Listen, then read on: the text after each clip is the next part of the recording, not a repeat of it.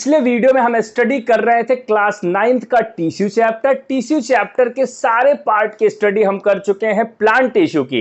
Animal tissue के classification को study करा था हम लोगों ने, और आज के इस वीडियो में हम सबसे पहला एनिमल टिश्यू इपिथेलियल टिश्यू के बारे में स्टडी करेंगे। आप हैं अपने यूट्यूब चैनल बायो पॉइंट पे। चलिए वीडियो को स्टार्ट करते हैं और इपिथेलियल टिश्यू के एक एक कैरेक्टरिस्टिक्स फीचर, टाइप्स और टाइप्स के कैरेक्टरिस्टिक फीचर और स्पेशली लोकेशन को समझते हैं। क्या फंक्शन है, क्या स्ट्रक्चर है, बेसमेंट मेम्ब्रेन वगैरह पूरी जानकारी देने वाला हूं। चलिए वीडियो को स्टार्ट करते हैं। सबसे पहले बात करें तो ये कवरिंग का काम करता है।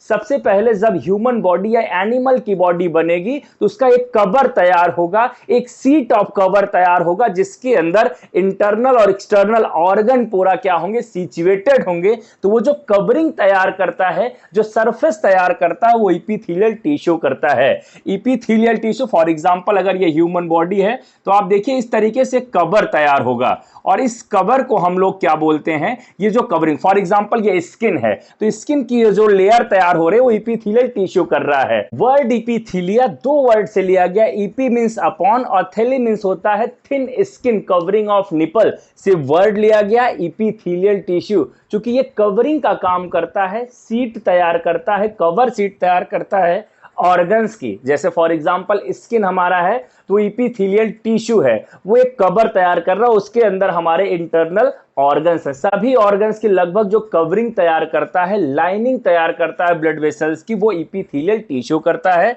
यहां पे बात करें वर्ड इपिथेलियल तो फ्रेडरिक रुयस नाम के साइंटिस्ट ने इस वर्ड को दिया इपिथेलियल टिश्यू को। डिफिनीशन की बात करें तो दीज टिश्यूज फॉर्म एक्सटर्नल और internal surface of the body organs. Body organs का एक्सटर्नल सरफेस और इंटरनल सरफेस। फॉर एग्जांपल अगर स्टमक की बात करें तो जे शेप स्ट्रक्चर स्टमक को आपने पढ़ा है। अगर हम बात करें इस तरीके से जे शेप स्ट्रक्चर अगर बन रहा है तो जे शेप स्ट्रक्चर की ये जो आउटर कवरिंग जहां मैं मार्कर ड्रैग कर रहा हूं, ये किसके द्वारा फॉर्म हुआ, इपिथेलियल टिश्यू के द्वारा फॉर्म हुआ है। फॉर एग्जांपल अभी मैंने बताया अगर हम स्किन की बात करें तो जो कवरिंग है हमारे बॉडी की स्किन के द्वारा करी जा रही है तो वो भी एक इपिथेलियल टिश्यू है।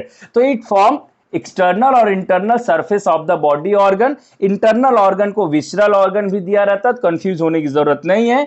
ओरिजिन की बात करें, चूंकि सभी बॉडी में जो सेल हैं, टिश्यू जो उनकी एक ओरिजिन है। हम लोग ओरिजिन की बात करें तो एनिमल में जो ये इपिथेलियल टिश्यू इसकी ओरिजिन होती है जर्म लेयर से। अब बात यह है कि जर्म लेयर क्या होता है, समझिए इसको। अगर हम लोग बात करें तो मेल एंड फीमेल गैमेट के फ्यूजन से जाइगोट बनता है, और जाइगोट डेवलप होकर के एम्ब्रायो बनता है, और एम्ब्रायो डेवलपमेंट होकर के क्या बनता है, फीटस बनता है, और फीटस से फिर यंग वंस बनता है। लेकिन ये बनेगा कैसे, तो जाइगोट आपने पढ़ा है कि सर ये डिवाइड करता है 2, 4, 6, 8 है ना, 16, 32, 128 सो ऑन, ऐसे नंबर ऑफ सेल्स में डिवाइड करेगा, और नंबर ऑफ सेल्स क्या करेंगी, एम्ब्रायो का फॉर्मेशन करेंगी। और जब एम्ब्रायो ग्रुप ऑफ जाइगोट का सेल जब ढेर सारे नंबर में हो जाएगा तो वो क्या करेगा, लेयर बनाएगा।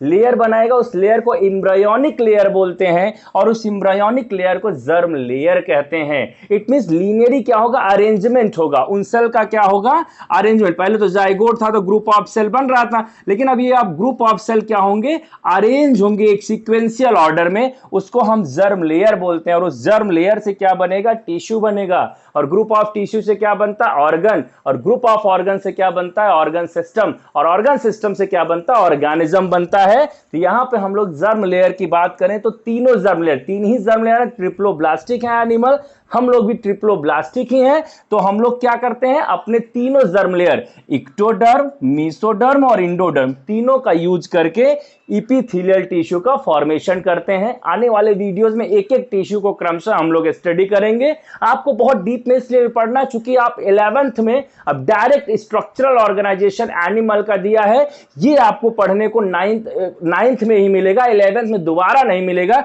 इस वजह से बहुत इंपॉर्टेंटली इसको समझिएगा। इपिथेलियल टिश्यू के स्ट्रक्चर और इंपॉर्टेंट फीचर्स की बात करें तो सबसे पहले these tissues consist of various shape of cell arranged in one or more layer.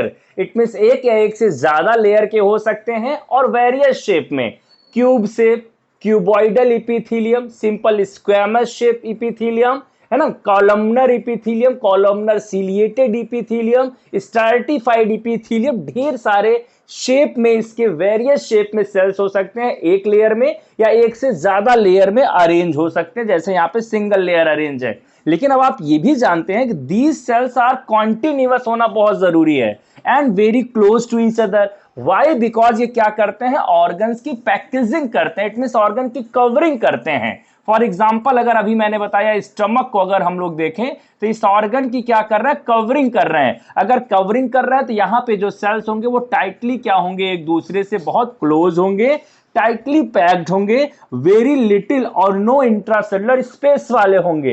लेकिन अब बात यह आएगी कि वो सेल्स, जो ये group of sales different shapes के हैं, ये टिकेंगे किस पे, इनका जो बेस होगा वो किसी स्ट्रक्चर पे तो टिका होगा, या क्या वो कोई सेल होता? तो ऐसा नहीं है। These are the basement membrane. आप यहां पे देखें बेसमेंट मेम्ब्रेन होती हैं, ये बेसमेंट मेम्ब्रेन इन एपिथेलियल सेल को सपोर्ट देते हैं। बेसमेंट मेम्ब्रेन क्या, इसको समझ लेते हैं। It is a thin fibrous extra cellular, it mean जो एपिथेलियल सेल है इन्हीं से कुछ प्रोटीन्स पार्टिकल निकल करके, कोलेजन फाइबर निकल करके यहां पे अरेंज हो जाते हैं और प्लेस दे देते हैं at which epithelial cells are place. Epithelial cell आराम से टिक करके यहां पे प्रेजेंट रहता है, एक लेयर या एक से ज्यादा लेयर में हो सकता है। अभी टाइप्स में हम लोग डिस्कशन करेंगे। The free surface of epithelial tissue expose to air और सम फ्लूइड। फॉर एग्जांपल फिर से आपको स्टमक का बताएंगे।